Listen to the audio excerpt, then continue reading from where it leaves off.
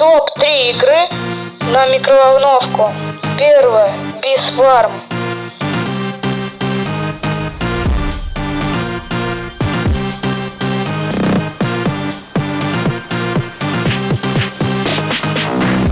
Второе. Игра для нефров.